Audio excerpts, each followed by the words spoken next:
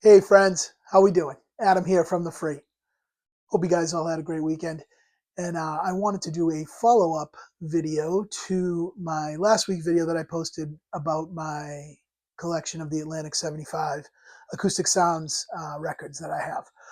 I don't have all of them. I'm not a subscriber, but I do have, I think I have like, I don't know, 17 or something like that. So I have a good amount. And I wanted to come and give you guys my top 5 that I have out of my Atlantic 75. It was really tough to rank these because I truly um, love this series. I really do. It's obviously something where you're spending a premium amount for records. On the other side of that, I have really enjoyed the titles they've picked, and I've picked the ones that I really wanted. There are some selections that I've not bought just because it's not music that I'm necessarily either all that familiar with or all that necessarily into as far as my music taste goes. So the ones that I have picked, I've really enjoyed. And I had a really tough time narrowing down this list. But I'm going to give you my top 5, and I'm going to cheat a little bit to start because I have 2 at number 5 because I really wanted to include. You'll see my top 5 is kind of rock, pop, soul heavy, so I wanted to include a jazz record, well deserved, um, in my top 5. So I gave it a tie with My Favorite Things, John Coltrane, and STP, Purple. So let me just talk about these kind of one at a time, just a little bit, and explain why I have these here. The jazz acoustics Atlantic 75s are really amazing. If that is your thing, I can't imagine you finding a better sounding pressing of any of the jazz ones. I have the Mingus ones. I have most of the Coltrane ones. They are lights out good. Lights out good. It's just I went more of a, in my top 5, with a more rock pop thing because that's kind of what really has excited me about this series most. But I could easily see someone's top 5 being all jazz. Easily I could see that because they sound that good. So this record, I mentioned it a little bit before. One thing I love about this record in particular, My Favorite Things with John Coltrane, is that number one, the lineup's incredible. You got Elvin Jones on drums. You got McCoy Tyner on piano. This is, this is him sort of pre pushing every boundary he possibly could, which is obviously amazing stuff. But I've said this before. One of the things I love about Coltrane is in this time frame when he was with Atlantic, he was in the sort of beginning stages of that, and I love hearing him take um, songs that have established melody, like My Favorite Things, and other songs that are on this, where there's still melody and song heads to be found that he's playing around in song forms that are outlineable. And I love hearing him work through the outlines of chords. He does it like no one else. It's one of the things that makes him one of the greatest ever. And I love hearing him do this. And the sound on this record is just amazing. Can't recommend it enough. So if you're thinking of trying a jazz title, this might be a good entryway into the Atlantic 75 jazz titles. My Favorite Things, John Coltrane, really amazing. Okay, so now my other number 5, um, Stone Temple Pilots, Purple. What can you say about this? Core, it was really very close to picking Core or this as number 5. What swayed me to Purple was honestly the songs on Purple I connect with so much. Interstate Love Song, of course, Vaseline. Um, this record came out at a time when I was, a young teenager, and I was, this was awesome. To hear this kind of thing going on, being put out, it was so exciting. And it was exciting to have this music be a part of my childhood. And I tell you, I like clearly identify such amazing memories with the Interstate Love Song video on MTV.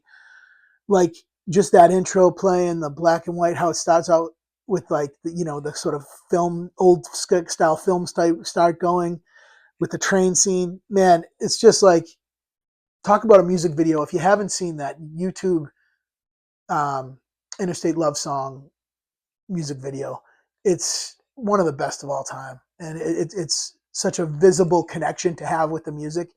And then to have the music presented in such an incredible way, such a high quality way.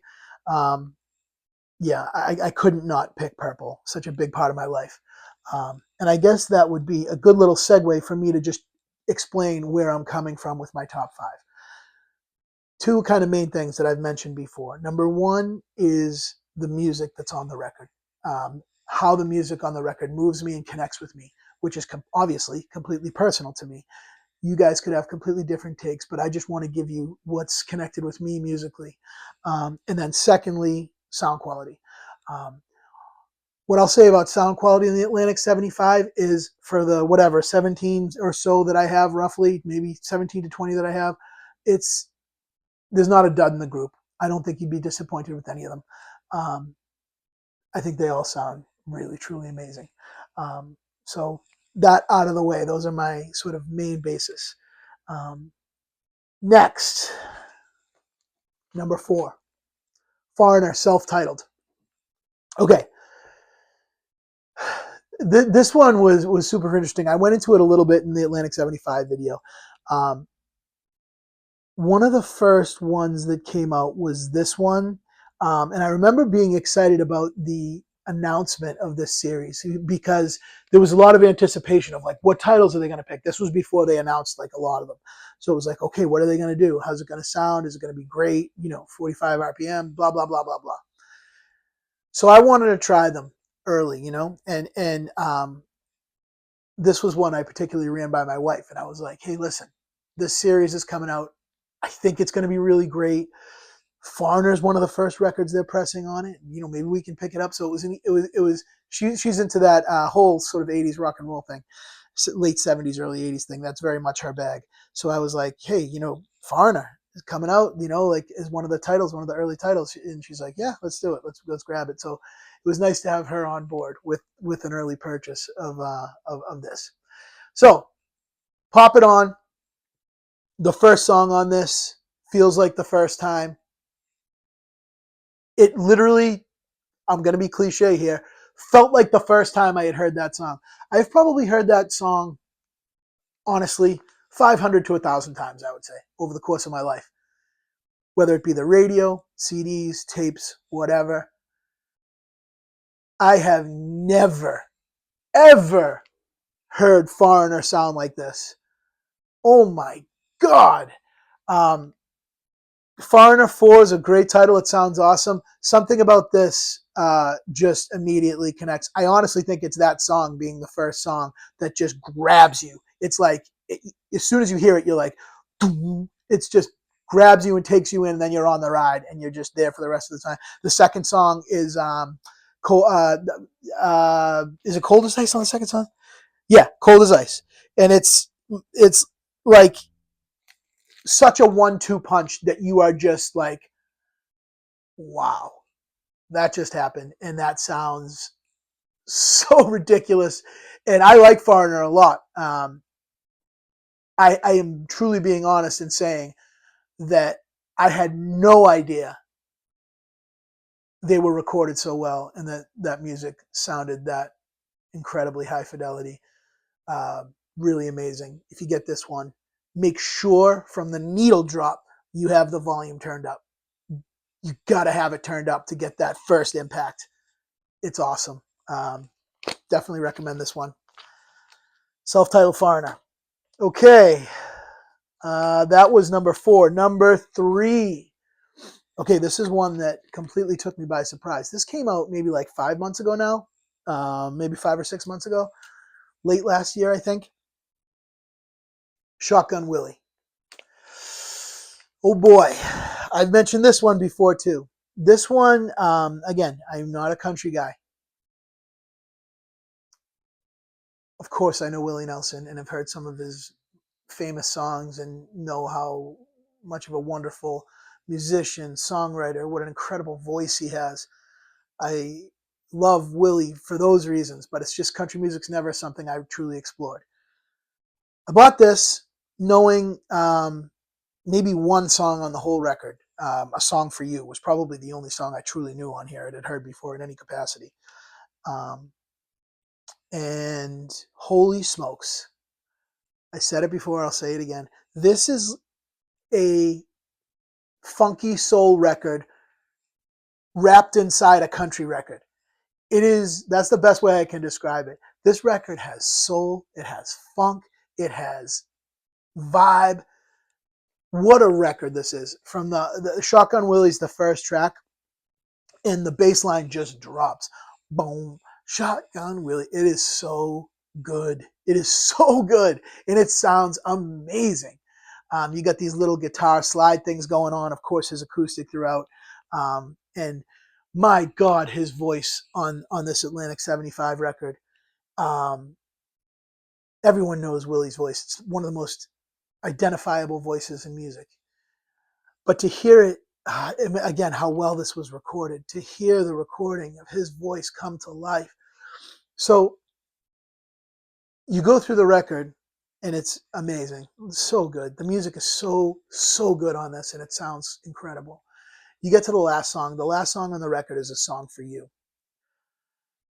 I don't know that I have words to describe A Song for You on this. A Song for You, if you know the track, is just one of the most beautiful, iconic ballads of all time. And to hear the space that Willie has in his voice when he's singing this is really nothing short of magical. It really is. You hear, I really want to do some work to find out how they recorded it. I don't know if they put him in a room, a sort of cavernous room, depending on where they recorded. Lots of different recording studios have different techniques for reverb. Some have additional reverb, units to sing into. Some actually have reverb sort of chambers with different things you can move around. I would love to know how they did it, but my God, the reverb in his voice is, it's incredible. You need to truly experience it. If you're a Willie Nelson fan, I recommend this wholeheartedly. You probably already know this recording if you're a Willie Nelson fan, but my gosh, to hear even just A Song for You in this way is really something special, and something that I go back to often, even if it's just for that song, because it's so amazing. Shotgun Willie. Number 3. Okay, number 2.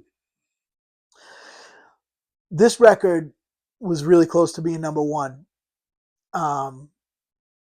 It's really kind of 1A and 1B, but number 2, Dr. John, Right Place. This record, whoo-wee, if you know Dr. John, I hope you already know it, but I'm sure you've heard that song, even if you don't necessarily know Dr. Must have been the right place, must have been the wrong time. So you probably know that. It's obviously a very famous song, and there's some other great songs on here too that you probably know. This record is a funky, soulful, New Orleans, down-home jammer from beginning to end. You have sounds that are just blowing you away. You have, number 1, you have the Meters as the band. Okay? So, yeah. That's really, I could just leave it at that. The Meters is the band on this. That's it. That's all we need to know. You know it's going to be funky. You know it's going to be awesome. And it is. You have Alan Toussaint, who played the electric pianos on this, who, keyboards, electric pianos, arrangements, those kinds of things. That whole New Orleans connection is strong, is a vibe. And to hear it presented in this way is a freaking amazing. Man, I cannot recommend this record enough. It was really close to being my number 1. And the sounds on this are out freaking rageous. You got to see it. You got to hear it. I cannot recommend this one enough. Dr. John, Right Place. Oh, this is, just so you know, this is also cool trifold there. Got Amazing artwork. They reproduced everything so amazingly. Got the yellow Atco label on this one. Really good stuff. So, right place. All right, number one. Are you guys ready for number one? You might already know what it is. Any guesses? I've talked about it before. Hall & Oates, Abandoned Luncheonette. Yes, folks, Hall & Oates is my number one Atlantic 75 record. What to say about this? What to say about this?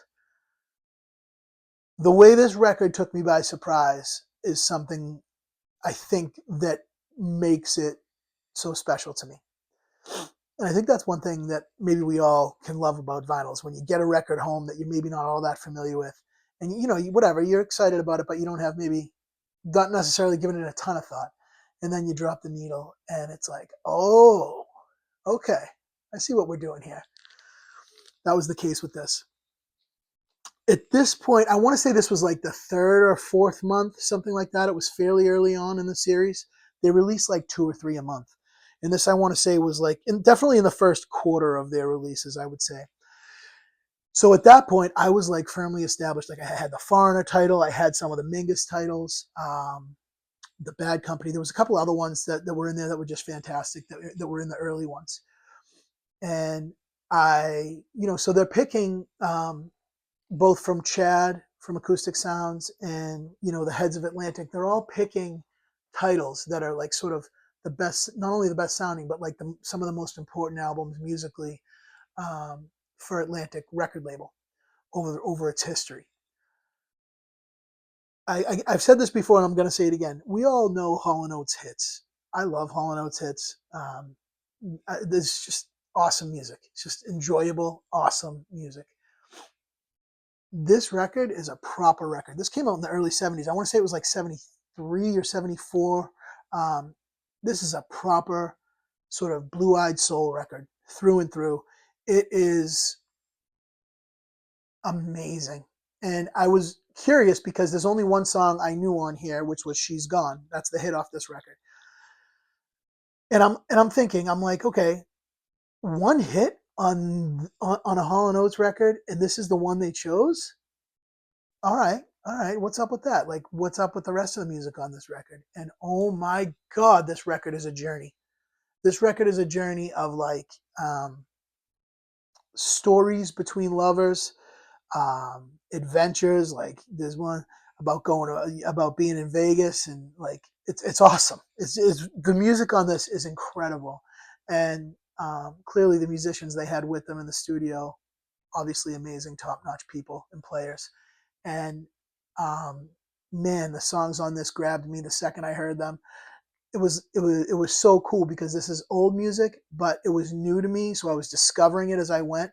And the sound quality on this record, this has absolutely become one of my reference records. I have a few of those, and I might do a video on some of my reference records for testing sound and different equipment things. This has become one of my reference records for sure. I love it. I love the music on it, and it's one that I put on for many reasons, which I think makes it my number one. I put it on for listening enjoyment, the songs. I put it on for sound quality because it sounds freaking amazing. I put it on to test equipment. This is a really a treasure in my collection, and might be one that I grabbed if I ever was in an emergency situation and had to grab a few records. This might be one I grab. I don't know. So I want to share these with you. My top 5. Again, this is completely subjective. This is just me. This is my musical taste. This is my sonic taste, which again, everyone has different ears. You never know what you might like. What I can tell you is that I think the Atlantic 75 Acoustic Sound Series has been absolutely fantastic. Yes, it's $60 a record. I get it. If that's not in your budget, totally understand. But what I'm telling you is that something like this is out there. Something like this, if you have any curiosity and even trying one or find a genre or an artist in the series that appeals to you.